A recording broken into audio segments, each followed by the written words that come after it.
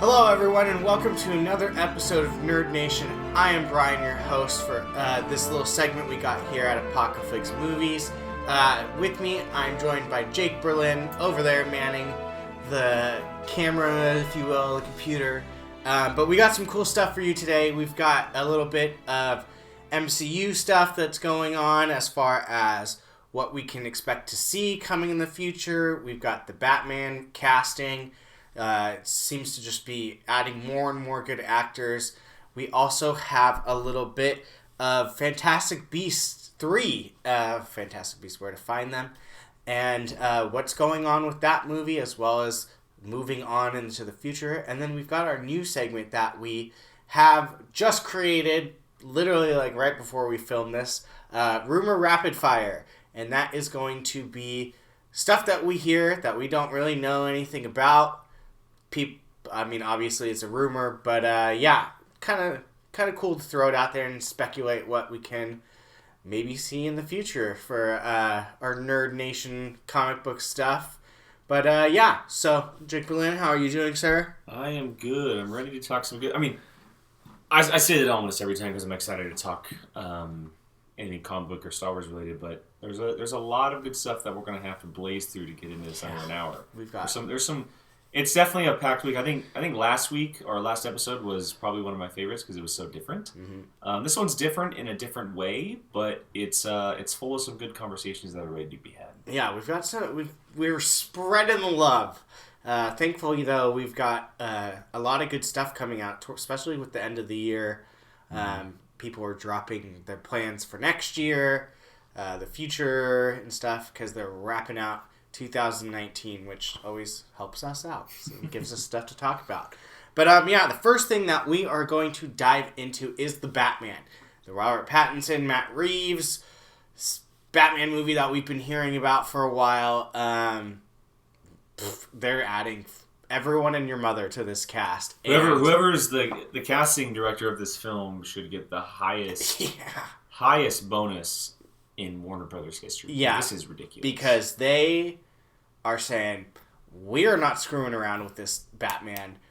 We are going to throw everybody in the kitchen sink at this movie, and if the way it's going, it's going to pay off gloriously. Yeah, hopefully.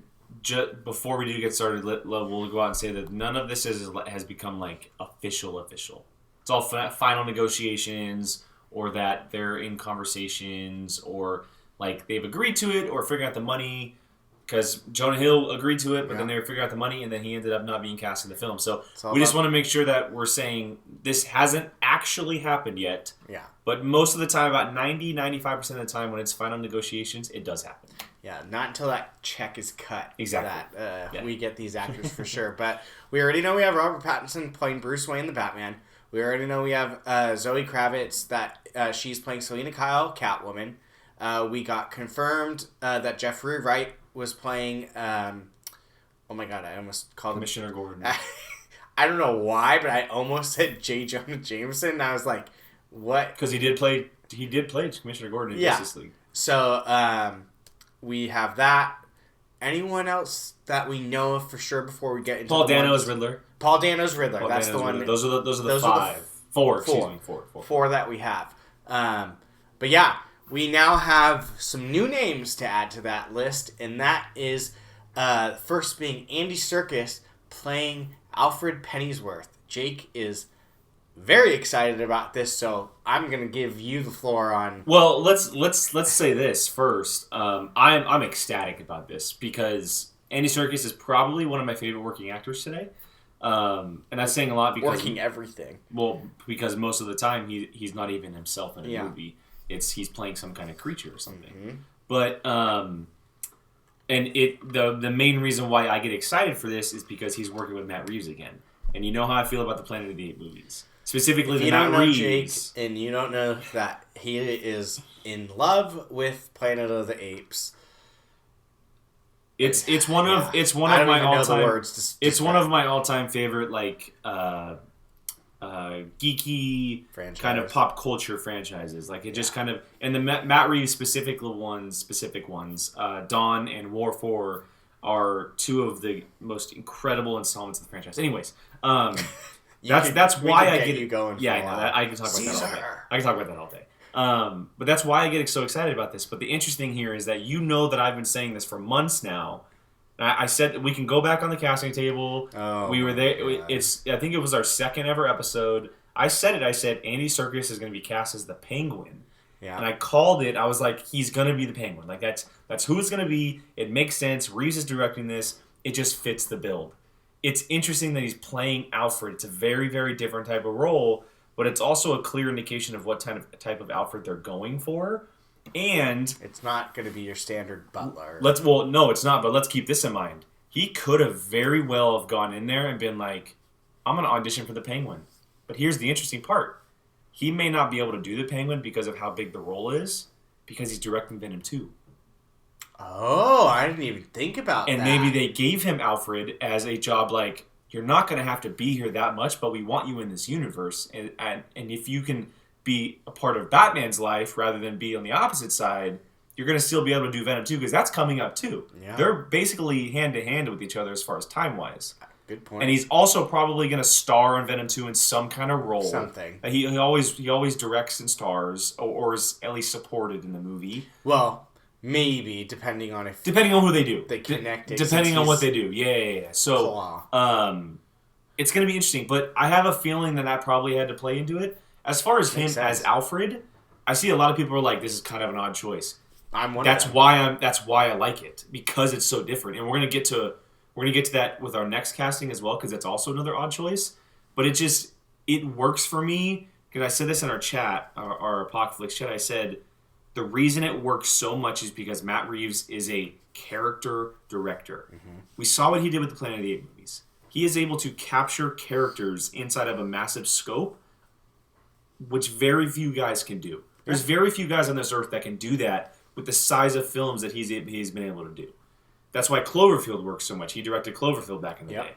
And so it just gets me really excited. No matter how big the role is, having him play Alfred, whether you like it or not, you're going to get a killer performance from him. It's going to be wild. And you counter him with Robert Pattinson. Those two together, that's awesome. I'm so into this. Into this. It'll be interesting. It's definitely not your standard Alfred. It's not going to be like... But they've been kind of doing that lately. We saw that with Gotham, and then they're doing Pennyworth on Epix, the show. So it'll be interesting. It's hard to say, like, oh, he's going to be, like, boring, or oh, he's going to be crazy, because Andy Serkis can do anything. Right. He can literally do anything. So, I'm not... is it my first choice that I'm like, oh, he'd be a good Alfred? No. Am I upset by it? No, because what can't Andy Serkis do? So, he probably would have won an Oscar already if it wasn't for the Academy not accepting motion capture performances. Yeah. He probably would have won for his performance as Caesar in Dawn of the Planet of the Apes, which was 2016, I think. Yeah. So that was 4 years ago, essentially. He's going to have an Oscar on his mental. Oh, easily. Yeah. Venom 2. Oh, I'm kidding. Here we go. No, I'm not one of those. Don't even try with me. So if you had a toss up, and I know that he's essentially almost going to be Alfred. It's a final negotiations and stuff. And you seem okay with this. Would you rather have Pierce Brosnan, the other rumored name? I just think of Pierce Brosnan like the 007, like the slick, that's fair. The quiet, like where he was just so slick. So, and I think he kind of would have been cool off like Robert Pattinson, how like he's just kind of like this slick butler. Totally. Well, Pierce Brosnan has done those type of movies before, where he's kind of played like the older agent who is like almost mentoring. Yeah. In a way, and they're more than likely to give Alfred. Again, a war type background. Oh, he'll have something. They've been like I said, they've been doing that a lot lately. With you're not going to cast Andy Serkis and not do anything. Exactly, they're going to give him something to do. It'll probably be a la Jeremy Irons, maybe not as heavily involved, because that's like a Zack Snyder thing to do. Yeah. But he'll definitely be. It's going to be like a mixture of like the Batman and Robin Alfred and Jeremy Irons Alfred. It's going to be like a nice little middle, which is very cool to have Andy Serkis play that. Yeah. So, yeah. Would I have loved to see Pierce Brosnan Yeah, because it would have been kind of dope. Just him, they could have had him be like an ex-spy or something like that, cool. Which would have been cool. But I'm not gonna knock Andy Serkis at all. Like they know what they're doing. Matt Reeves knows who he's casting at this point, and he's worked with him before, so he knows what he's gonna get. So I'm not gonna knock that. Totally. Our second one is that Colin Farrell, of all people, a name you don't hear enough. No, God, no. And Jake says this a lot too, and I completely agree, is going to potentially play Oswald Cobblepot, a.k.a. the Penguin. Probably one of the most out-of-the-blue castings I'm going to say in a while. Like, when you think of Penguin, you think of short, stubby, Jonah or... yeah. You think of Jonah Hill. Something like... Exactly what you think of. Yeah, Danny exactly. DeVito, because he played him back in the day. Yeah, something... But Colin Farrell is the one rumored to be taking on... I'm so stoked it's a different Penguin. It's such a different Penguin. It's funny because at first I was like, what? And then I was like, you know, that character's kind of always been a joke. If you kind of make him like...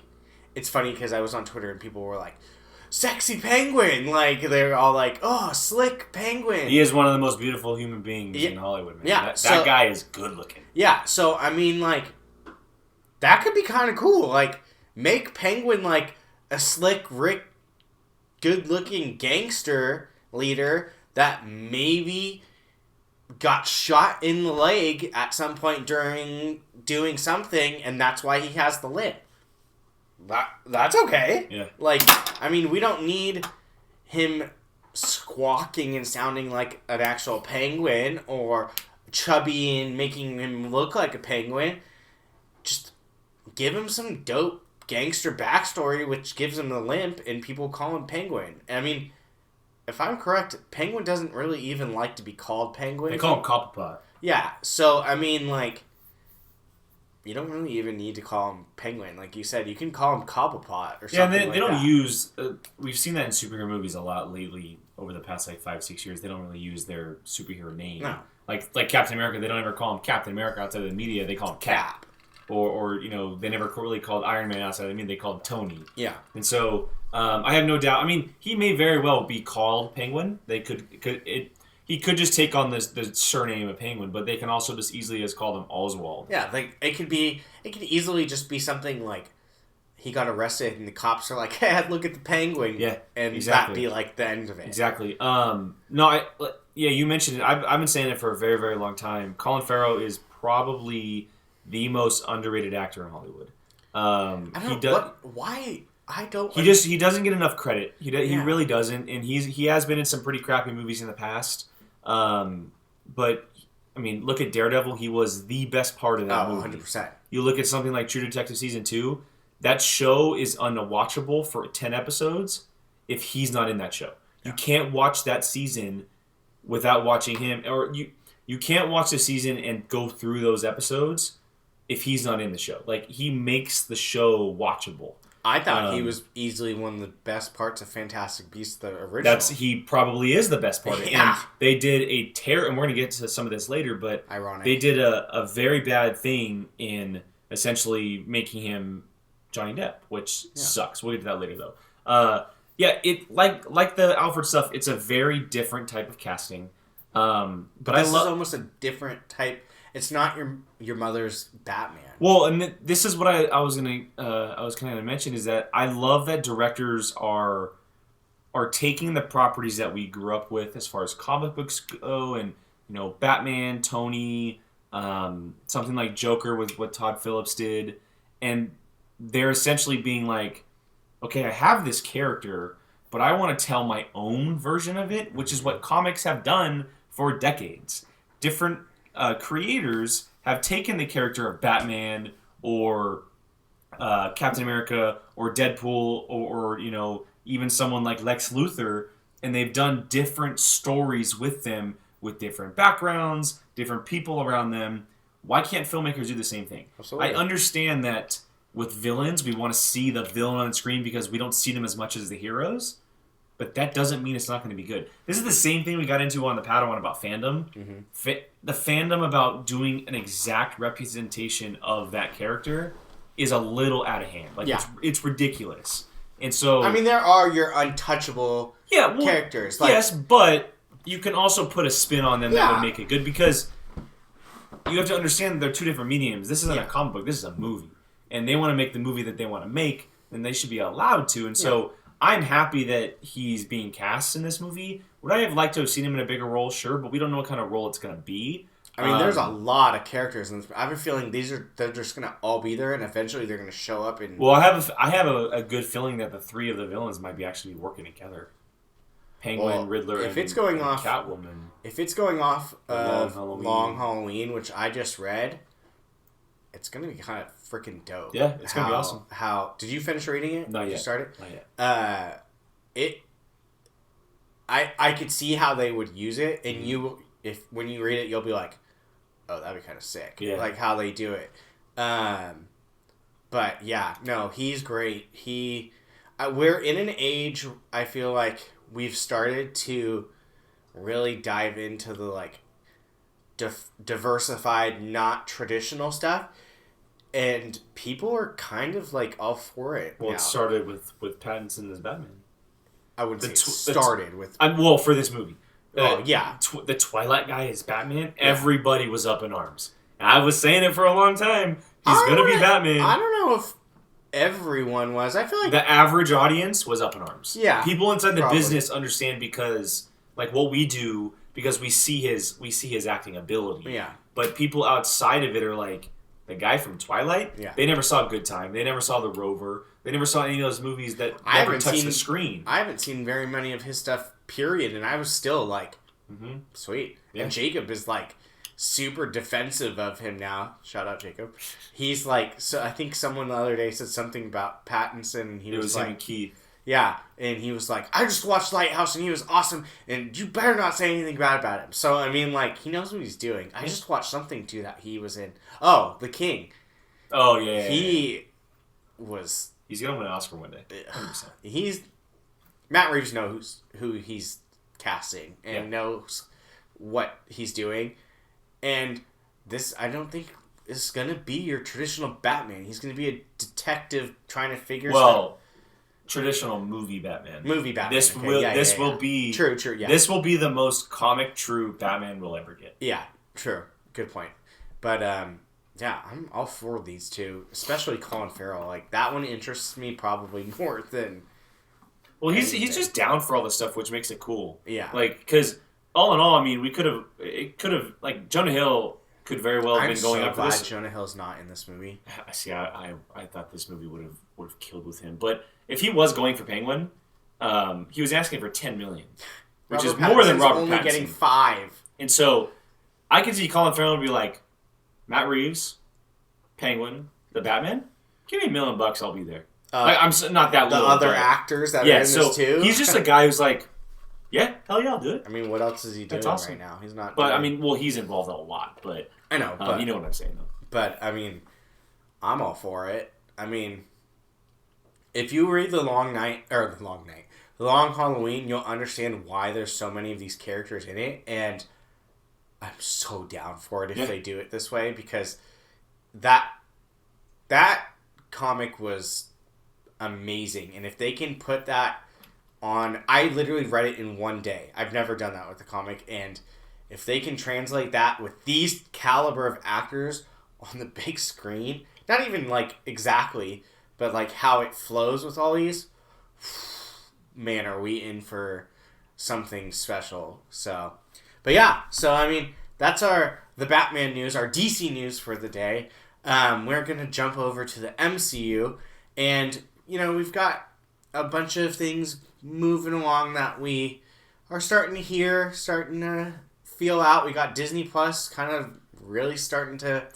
4 days by disc at the time this comes out. Yes. Thank God. We got Falcon and the Winter Soldier is officially started filming because Anthony Mackie literally put out a thing saying, hey, we're starting. So things are kicking off. We obviously know we have 2 years of Phase 4. We've got 2021 and 2022. As much as we 2020 and 2021. Oh, excuse me. Yeah, 2020, 2021. And we, as much as we know, I feel like we still don't know anything. But we just found out that, just like everything else, it seems, Loki is somehow connecting to Doctor Strange in the Multiverse of Madness, which I still think is probably one of the best titled movies. It might be the best comic book title of all time. It's so comic book movie, I should say. Comic book movie. Yeah. Comic book movie title of all time. It's... Because it's straight out of the comic. It's wild. Yeah. But yeah, Loki, Tom Hiddleston's character, the one that we saw escape in Avengers Endgame, is somehow going to connect to Doctor Strange's sequel movie. I think this movie is a lot bigger than what people are... Well, they already came out and said that this is... So, like, the Winter Soldier was earth-shattering for Phase 2, and how Thor Ragnarok was earth-shattering for Phase 3, that this is that movie for Phase 4. I mean, so far... I almost feel like so far everything is connecting to that movie. Mm-hmm. And so far, I mean, I doubt Hawkeye's going to connect to it. That'd be kind of like a stretch, but like, all of this stuff can seem almost like it can connect. How Loki's going to connect to it? I don't know. I'm sure it'll be some type of, since Loki can do magic, that'll probably be... Do you remember Thor Ragnarok when Doctor Strange and Thor met up? And he said, I keep tabs on all the mischief people in the galaxy. Yeah. Loki's going to be jumping through time with the Tesseract. Doctor Strange's going to know about it. Yeah, he'll probably want that Tesseract. He keeps tabs. No, I'm not going to say. I'm not going to say he wants the Tesseract, but he keeps tabs on all the. I'm not going to say villainous, but the people that. Well, magical. No, I wouldn't even say magical, because some people who jump through time may not even be magical. I'm just saying, like, the people that aren't where they're supposed to be. He keeps tabs on them. Yeah. And he said that in Thor Ragnarok. He said that to Thor. And so that's probably how it's going to connect. I don't think Loki's going to be in Doctor Strange, but I could see Doctor Strange being in Loki. However much it could be. I don't see Loki being in a movie going forward. If it's anything, it's TV-wise. Doctor Strange will more than likely probably show up in WandaVision at some point. I can see him showing up maybe like at the last episode He's for of sure Loki. Gonna show up at the end of... And so that seems to be the connection. Outside of that, there's not really a giant connection, other than the Tesseract, like you had mentioned, because he does have it, and the fact that Doctor Strange is essentially keeping the peace for much more than just Earth right now. Yeah. And so he's going to be watching Loki and probably seeing what he's doing, even though he doesn't have the eye of Agamotto anymore. He definitely has the ability to kind of keep watch. So. Yeah, I mean. Well, I'm not going to give him his title yet because he doesn't have it. Well, they already called him that. They've already called him Sorcerer Supreme. Are you sure? Mm-hmm. When? I think it was in Endgame. I'm pretty sure that not the Chosen One, the Ancient One called him that. We'll have to go back. We'll go back. We'll have to go check that. Yeah, I could have sworn he wasn't. I'm pretty sure they've called him the Sorcerer Supreme in the movies at one point so far. I'm going to check that. But yeah, I literally have no idea other than maybe like something with the Tesseract, because they're not going to just let Loki jump around with a Tesseract. And that's evil Loki right now. That's not like remorseful, been through. It's 2012 Loki, not 2018. Yeah. Or 2017. Yeah. So, I mean, there's no way they're just going to let that guy just jump around with the Tesseract. But yeah, that movie is going to be a freaking juggernaut. Like that. They are not screwing around with that movie. That's almost like not Avengers, but like there's always a movie that's almost like a 0.5. Civil War. Yeah. So not as many characters, but it's going to be that big.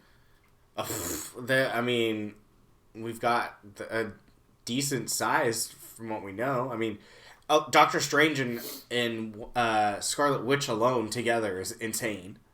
I'm sure Vision will somehow be in there. Maybe like, I don't even know, a memory or something, but his character will probably show up in there.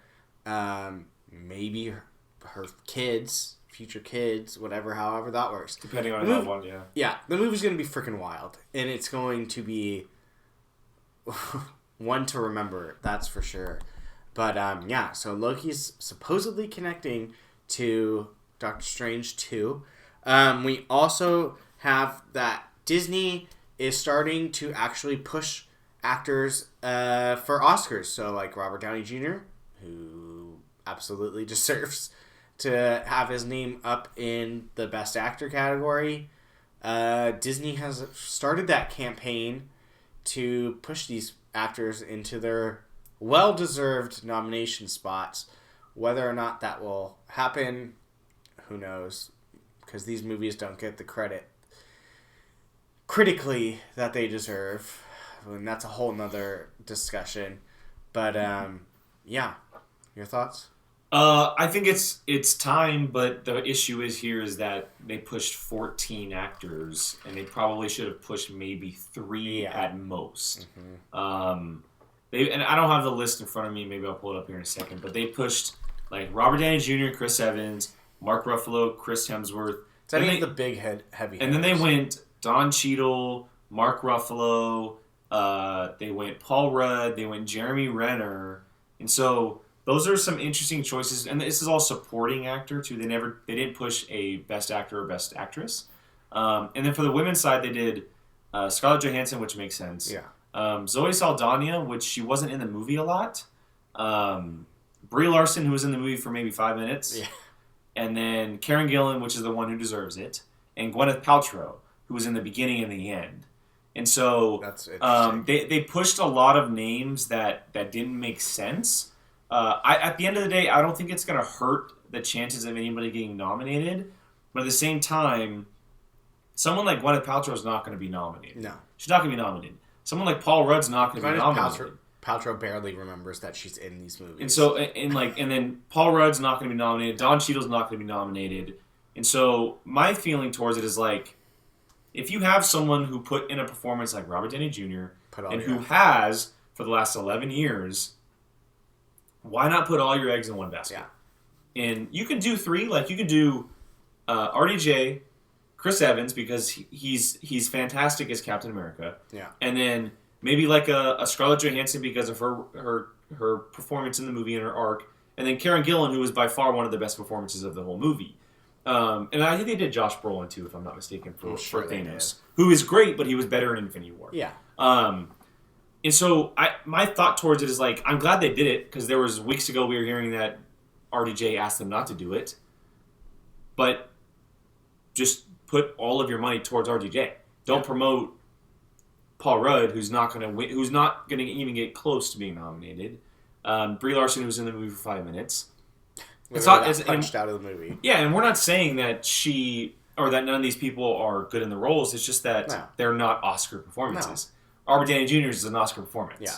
Honestly, to be honest, I love Chris Evans. He's God's gift to Captain America, but to be honest, the only one that should be pushed is Robert Downey Jr. In my opinion. Like, he is all 22 movies. Like, I mean, it's him that made this universe happen. He deserves it. Yeah. Like, I mean, you can argue with Chris Evans and Captain America, but without Robert Downey Jr., you have nothing. It's essentially a Lifetime Achievement Award if you nominate him. Yeah, absolutely. And I would love for him to win, but being nominated is the win. Yeah. Being nominated is the win. It is. I mean, it's just like when Black Panther was nominated. Like, did everyone honestly expect it to win? Probably not.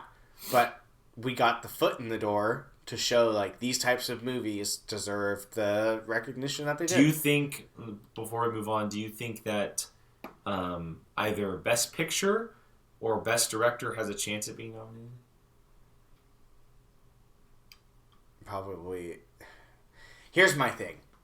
If you bring in the most money of all time, I almost feel like that should just be an automatic. Like, it's not automatic, but they do take that into account. Yeah. So, I mean, that's my opinion. That's why Black Panther got nominated. Yeah. I mean, it was a juggernaut. It was. And in my opinion, honestly, not even just like a comic book opinion, if it was something else, I would be like, that should be nominated.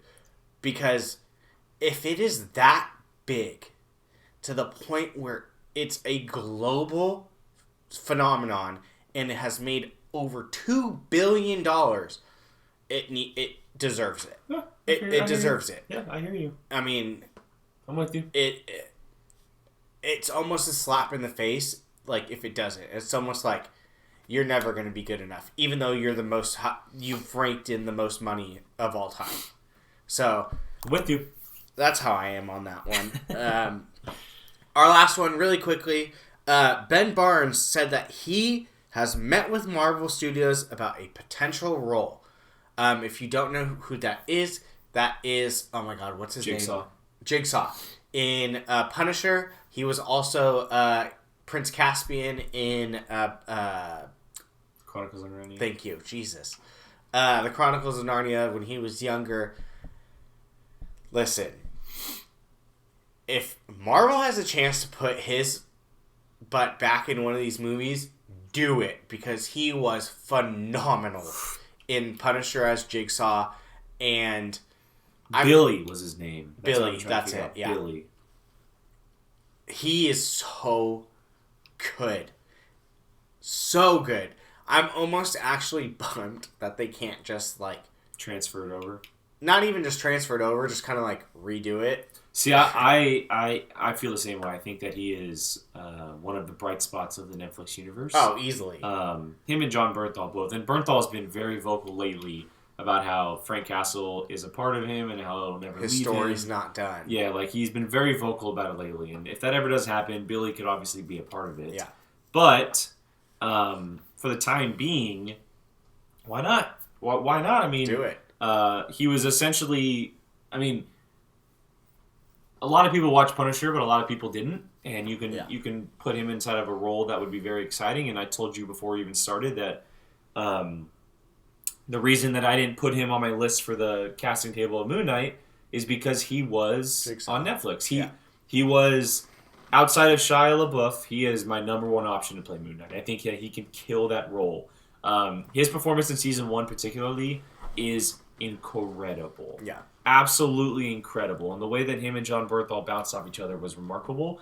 I would love to see him in a movie. What that movie is, not sure. What that TV show is, not sure. Maybe it's something to do with Punisher, not sure. But I'm not surprised that Marvel's talking to him.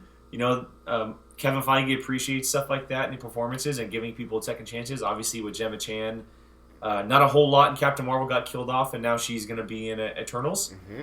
And so it definitely makes sense. I just don't want it to become a habit of them reusing people. Just reuse the ones that matter. Yeah. Like a Charlie Cox, like a Ben Barnes. The guy that played Bullseye. Oh, yeah. He needs to be back. Yeah. Him and Ben Barnes need to be back in these movies because they are... And Colin Wing. Those three need to be back in the MCU somehow because those three are phenomenal characters that aren't the name of the show. Not Iron Fist, not Punisher, not Daredevil, but they are fantastic actors that deserve to be back in the MCU. I'm with you.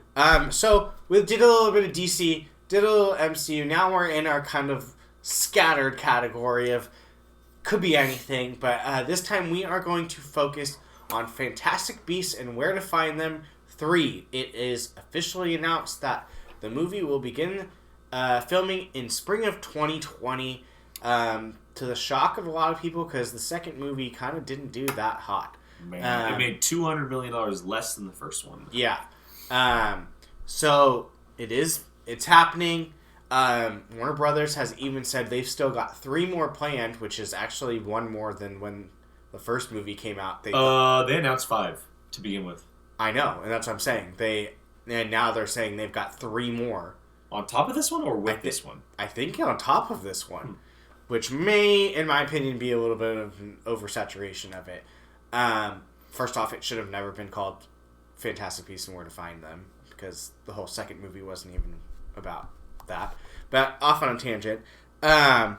But like I said, moving forward, it is going to begin production in spring 2020, and the movie has been announced via Deadline that it is going to continue the theme of going to different places all over the world, and Rio de Janeiro, Brazil, is going to be where a good portion of this movie is going to take place. If you remember, the first one took place in New York, the second one took place in Paris, France.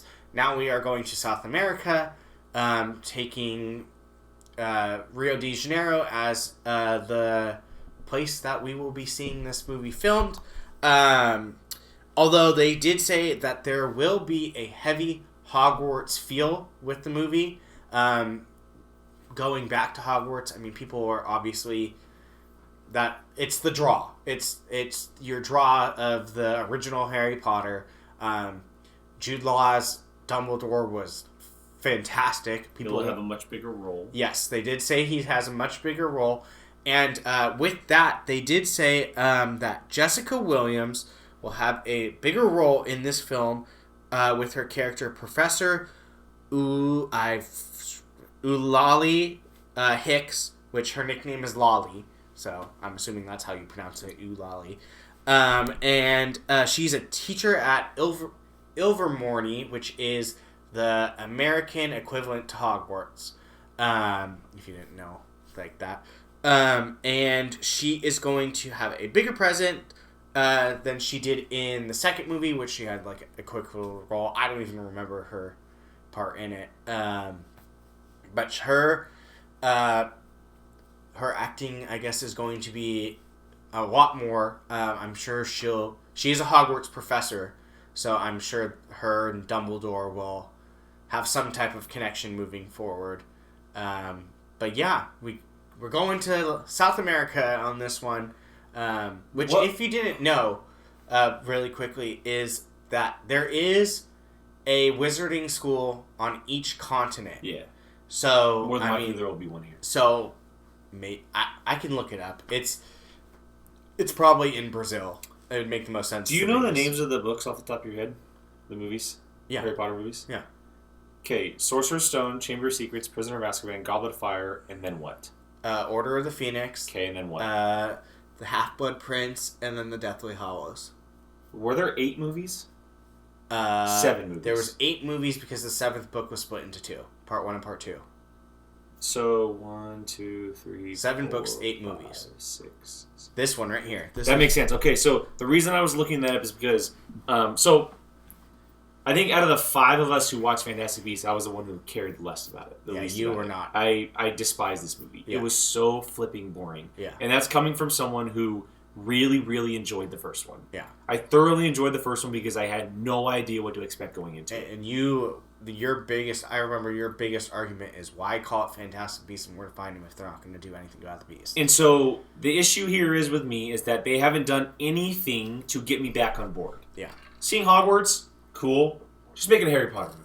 Like, if you're going to put Hogwarts in it, just make it a Harry Potter movie. Yeah. Or call it something different because we know that these movies, that their plan was to introduce the Fantastic Beasts, and then what they wanted to do was make a Dumbledore prequel. Yeah. Just make it a Dumbledore prequel then. Well, you'll be happy because they canned the screenwriters from... Well, this is what I was getting to. Okay, sorry. This is what I was going to get to. The biggest... So, I could have cared less if they made a third one, quite honestly. Yeah, I know. If they made one, cool. I'm just bummed that they did dirty to Newt Scamander after the first one. And that's I mean, J.K. Rowling wrote them, and that's interesting because it's her baby. But they brought back Steve Klove, who is a key part of this success. Now, J.K. Rowling can write great books. She did a good job of the screenplay. The problem is, it was just a very boring screenplay. Book to movies transfers over very differently. Yeah. Steve Klove, on the other hand, is a veteran screenwriter who isn't just good at what he does. He did 7 of the 8 Harry Potter movies. Yeah. The only one he didn't do is Order of the Phoenix, which is like the most boring one. And so, having him come in to work on not just a Harry Potter property, so not just work with the creator of Harry Potter, but the director of the last 4 Harry Potter movies who he probably worked with hand in hand. Yates. It makes complete sense. It's the best thing going for this movie at the moment. Smart move. The issue is, it still feels to me like they're going to play with this whole Dumbledore prequel thing. That's what and try to weave in Fantastic Beasts at the same time. Yeah, it's like I said at the beginning of this. It should have never been called Fantastic Beasts. It should have been called something else that could tie them both. And the crappy thing here is that, I mean, you know how I feel about the Lord of the Rings stuff. This is the way to get to me with fantasy elements, this type of thing. The problem is, Fantastic Beast is what Hobbit is to Lord of the Rings, and that is a very bad compliment. Yeah, a very bad compliment. Yeah, you hate and it Hobbit. Sucks. It's a really big bummer, and so maybe they can turn the tide and give me something that I'm interested in for the next couple movies. But if this one, I mean, I'm already like kind of worried about it. You're like halfway. If this one doesn't do well, I'm out. Like I'm full out. Yeah. So. And you freaking killed off Zoe Kravitz, which is the worst part. That probably was the worst. Who knows? Move. Maybe she can come back. No, she did. That was probably the worst move you made in the second movie. And the cast of these movies is incredible. Like, Eddie Redmayne is great. Catherine Waterston is fantastic. Dan Fogler is so funny and good. Jude Law as Sexy Dumbledore works perfectly. Sexy Dumbledore. We mentioned how they made a giant mistake of letting go of Colin Farrell. Yeah. Johnny Depp is a terrible Grindelwald. It just, I don't know. We'll see. This is like, I know that this is like cliche to say, but I'm gonna have to wait to see the trailer to really get a feeling about it. No, I mean it's fair view. The last one was poo-poo, so. And it comes out in November 2021, which is still a while away. So yeah, so 2 years from now. Yeah, we've got some time on it. But yeah, I mean, who knows at this point? I mean. Get back to the exploration. Just give me the cursed child already. That's all I want. Or as they say in England, the cursed child. Just give it to me. Just give it to me. Did you just make that up? No. No. I just that's like I get it. You want to make something that makes money, and Harry Potter franchise is viable, and this is cool. It's making Warner Brothers some money, but just give us flipping Harry Potter. That's all we care about. Just give us flipping Harry Potter. Yeah, I mean, I feel like they're gonna wait till those guys get old. And then they'll... What's Harry's kid's name? It's Severus. It's Albus Severus Potter, right? Albus Severus. I want to say Brian Potter. That's wow. Albus and Severus, and then Brian. Wow, yeah. He does a terrible name naming his children. Terrible. Well, they're all named after people. Who's Brian? I don't know. I'm looking this up. Look it up. I'm almost certain because I remember being like, "Why is that name in there?" And it's my name. But yeah, who knows? I mean, yeah, they need to... James Sirius Potter, Albus Severus Potter, and Lily Luna Potter. Oh. Maybe I just imagined inserting my name. And you're the Harry Potter nerd. I'm not going to know these kids' full names. Wow. Get out of here. Fake. Fake. Have you read Cursed Child? No. That thing is wild. I haven't read a single Harry Potter book. Actually, that's a lie. I read the first two when I was really, really young. That's it. Cursed Child is so good. I've always wanted to read them, but look how big that book is. Look how big the book is. Cursed Child's not a book. It's a screenplay. I know it is. It's a play. So it takes 2 days. No. It's a 2-day play. It literally just... it's like a sentence. Right, it's a 2-day play. You can burn through that book. It is a 2-day play. The play is a 2-day play. People are acting. It takes more time. 2 days. It's not as much as reading. Yeah. Are the Harry Potter books on audiobook? Do you know? Of course they're on audiobook. If they are, I'd do that. We don't have time with Star Wars. There's so true. There's too much. I've been wanting to get on the Game of Thrones ones for so long, and I can't even do that. I've had literally the Game of... You told me years ago. I can't get to them because of it. They're just sitting on my computer like, hey... Ooh, I just got a nice little update. Raiders just scored. Oh, good. Nice. We record on Thursday nights for this, and they just... Or they may have just got an interception or something. Probably got called back. Oh, intercepted. Yeah! Anyways, so now we have come to our really quick... We don't even know how it's going to work because we literally thought of it like... Rapid fire rumors. 20 minutes. You said it wrong in the beginning, by the way. Oh, what was that? You said rumor rapid fire. It makes no sense. Grammatically, that's terrible. Rapid fire rumors? Rapid fire rumors. RFR. Okay. So, welcome to Rapid Fire Rumors now. I wish I had a logo, but I don't. Next episode. We'll see. Wow, don't put that pressure on me. Jake will have that the next episode. On, don't put the pressure guaranteed. Just for you guys. But yeah, we don't even know how we're gonna try. We're just gonna try. Essentially, the idea of this is because there's so many comic book rumors. The comic and good book, ones too. Well, though. the comic book world outside, it's Star Wars doesn't have a lot of rumors. DC, Marvel, everything, it's just full of like rumors. People, especially DC. Whether it's a random person starting it on Twitter or something viable, there's just so much. So we're gonna touch on it, but we're gonna do it quickly and not take 20 minutes. We're gonna take 10 to 30 seconds and be like, I buy it. That's cool, awesome, and we're gonna move on. That's essentially the idea. To put 5 or 6 of them together and just talk about it for 5 minutes, and then we're done. Yeah, I mean, you can go on the website, and DC literally has in development and probably there's about rumors there's rumors characters. Every day, so it just makes sense to talk about them. Yeah, might as well. So our first one, really quickly, standalone Two-Face movie rumored with Matthew McConaughey. Well, I don't know if they're connected. Okay, but he was. But you had told me this morning. Yeah. That he was rumored to be playing Two-Face. People were throwing around that Matthew McConaughey could play Two-Face, which would be freaking awesome. Well, he's been rumored around comic book movies for a very long time. Oh yeah, and I've been calling his name for Adam Warlock. It's not happening. I would love to see him as Adam Warlock. I would love to see him as Adam Warlock, but I know it's not going to happen because Zac Efron's going to be Adam Warlock. Probably. It's still an incredible choice. Young on him. Still an incredible. Well, he is somewhat young. Yeah. I mean, no, him as a character like Two-Face is wild. Can you imagine him going from like super and giving it a Joker look? Like we did it on a few episodes of Apocaflix. Now, unfortunately, I wasn't there for this one. You guys had talked about the next villain who can get a Joker-like movie. Two-Face wasn't one of them. But if there's a villain to get a Joker-type movie, Two-Face works perfectly because he has no superpowers. Nope. Right? He works in the underworld. It's a Batman villain. It makes sense. Like, it would be... And having McConaughey play him... I wish you read The Long Halloween. And having McConaughey play that type of character and just seeing his... I could see his face with the makeup on right now. Wow. Can you imagine? Can you just see him... Dude! Hey, can you just see him flipping the coin? Oh, my God. And just... I know it's so cheesy, but at some point he says... All right. No, oh my God! Stop It'd be so amazing. You know who I would love to see direct these movies, or this movie specifically? Joe and Anthony Russo.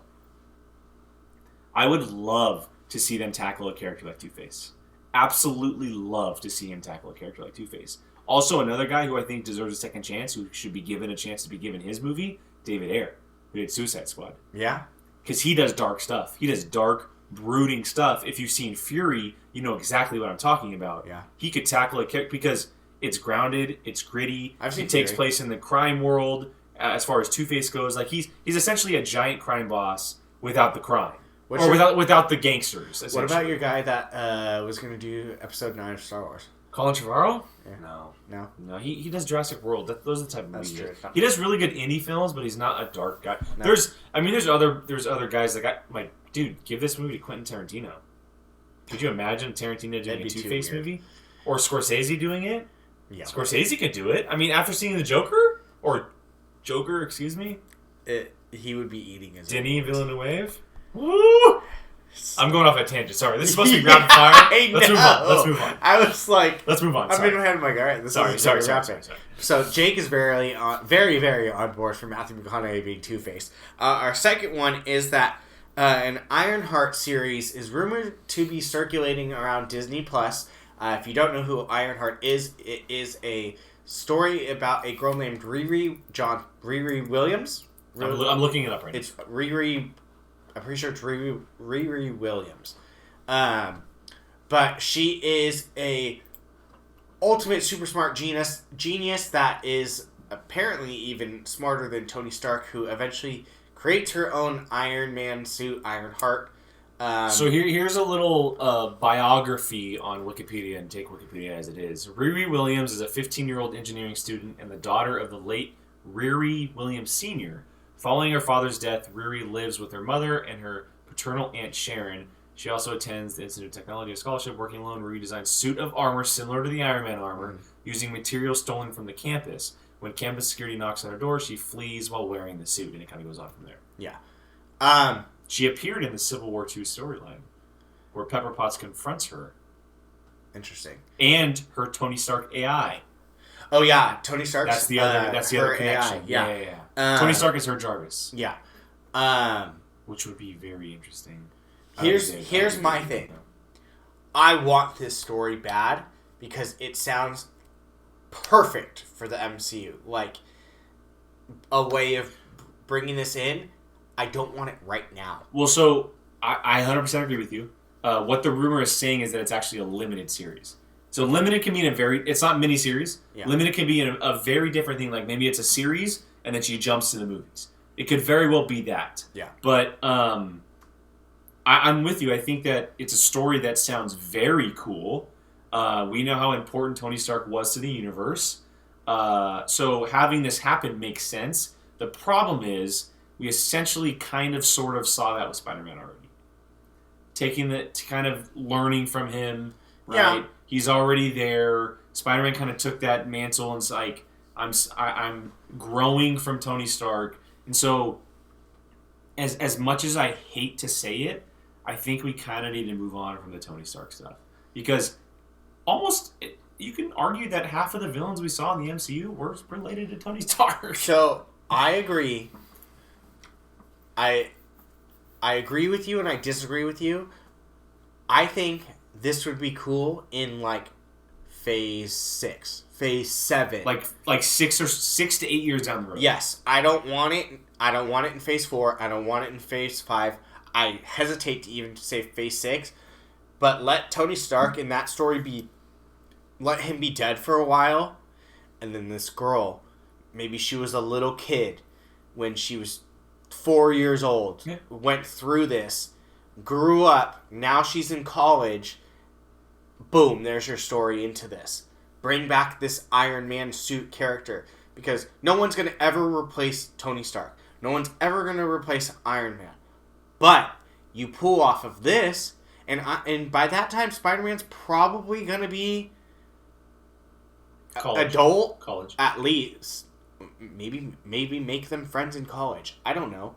But it's too soon. He needs to be dead, mourn, put it to the side, bring her later down the line. But I want this story. This story sounds dope. The biggest thing, before we move on to our next thing, the biggest thing that I get from this, because there's been a lot of rumors, is that they are heavily going to be setting up the Young Avengers. Oh, absolutely.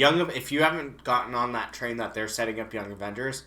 Because not just her. Sorry. Not just her. We also heard, obviously, Ant-Man's daughter, who is going to take... And she doesn't have the name of Ant-Man, but she takes on the ability. Cassie. And then we know that the rumors of Vision and Scarlet Witch's children are going to appear at some point. Yeah. And they are core members of the Young Avengers. And I've even heard, since we're in rumor area, that...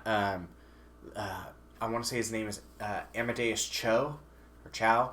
I don't know if you even know who that is. He is the new incarnation of Hulk. Oh, yeah, I know. Yeah.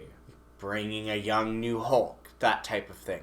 Well, that'll probably go to She-Hulk. You can't have two Hulks. Active She-Hulk. You never know. But, yeah, Young Avengers is clearly on the way. And then our very last thing is... that Thunderbolts, I don't know too much about. They're just Thunderbolt Ross. Well, there's been a lot of different incarnations of Thunderbolts. Through the years, but you go ahead and talk. They're like villains that they hire sometimes and make them do odd jobs, almost kind of like a la cooler version of Suicide Squad. No, maybe not. I don't. This is a gray area for me, as much as you can believe that. The Thunderbolts were first presented as a group of superheroes like the Avengers, both the readers and the Marvel who became heroes to help protect the world when the Avengers were declared dead after the events of 1996 Onslaught crossover. Oh, that's right. During Civil War, though, Baron Zemo takes them over. So, in subsequent storylines, the group rejects their leader, Baron Zemo, and attempts to become heroes in their own right, eventually under the leadership of Avenger Hawkeye. Yeah. Which... You know how long I've been saying that Hawkeye's the leader of the next Avengers? He could very well transfer over from the Avengers to the Thunderbolts. Yeah, and we already know that... we forgot to mention Kate Bishop is a young Avenger, by the way. She's officially the first one coming. Yeah. I mean, yeah.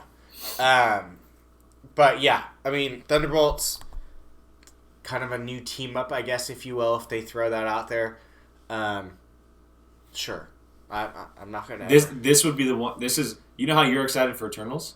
This is the Eternals I get excited for. I love this because it's so different, and you can bring back... We've seen Thunderbolt Ross, obviously, and Thunderbolt Ross in the comics... He's clearly coming back. Thunderbolt Ross in the comics is Red Hulk. More than likely, William Hurt wouldn't be Red Hulk because he's old. And so you might get someone else to fill that storyline, maybe. You can bring back Abomination, which would be badass. You've been wanting that for a while. Bringing back Abomination would be so dope. Baron Zemo was a possibility because he's there. He's not going to die in the Falcon and the Winter Soldier, the show. He's not going to die. He's going to be around. They mentioned Hawkeye, how he eventually leads them. Hawkeye needs a new home. I know he's going to retire, but whoever really is retires from the superhero business, right? So... Not even the dead ones. It could be really cool. They can put a nice little spin on it too. They could do a Suicide Squad type of thing, where they essentially have to hire him, and maybe the Avengers are like lost or something happens. But I think this could be really cool to kind of counter what the Avengers are and make it like a dark, like maybe this is where you put Deadpool. Maybe this is where you put Deadpool. Then they're just gonna say it's Task Force X. Not necessarily. No, Task Force X is Suicide Squad. Oh yeah. So maybe this is where you put Deadpool. This could be cool. Who knows? Dude, Deadpool on a team with Abomination and led by Hawkeye with maybe a Red Hulk. Are you kidding me, dude? That'd be awesome. That'd be so cool. I'm so random, and it probably will never happen, but it just sounds cool. Yeah, I mean, I'm all on board for it. It sounds dope. I'm never gonna say. Put Wolverine on it. Okay, now you're stretching. You're thinking of X-Force. That's what you're thinking. Oh yeah, X-Force. That's what I was thinking. Yeah. X-Force. X-Force. Yeah, you're thinking of X-Force. Which, if they put X-Force over Thunderbolts, I'd be so in on X-Force. Oh really? So in on a real X-Force because it's Psylocke, Wolverine, Deadpool, Cable, and kind of a band. Like there's some other characters that pop in and out. X-Force is dope, dude. Works it for is me. dope. Works for me. And their costumes are legit. They're all white. Oh, so sick. Works for me. But I just realized I didn't even say what episode this is. Episode 9. Yeah, I know. Hey, but you do the introductions. I know. You should have called me out on it. But yeah, that's it for us today at Apocaflix with Nerd Nation. Episode 9, Volume 9, Issue 9. It sounds so dumb, but that's exactly what... We don't know what it is. No, they're titled Issue 9, but every episode you say, Issue 9, Episode 9, Volume 9, whatever we want to call it. Yeah, because Jacob always... I've got Jacob saying it's volume, I've got you saying issue. Well, the thumbnails say issue, so let's go with that for now on. Okay, so Issue 9. It just makes sense. They're comic issues. Sure. Makes sense. Issue 9. Volumes are collections. It'll be a giant collection at that. Maybe I'll do a giant 10-hour episode of 10 episodes, and we'll call it Volume 1. Sure. Nobody will ever watch it, but it's kind of a cool idea. Probably not. There'll be one person that'll watch it. It'll probably be one of us. There's probably only one person watching this now, but That's whatever. okay. But yeah, so we touched on everything from the Batman. We touched on some MCU stuff. We went to Fantastic Beasts and Where to Find Them. And we did our rapid fire rumors.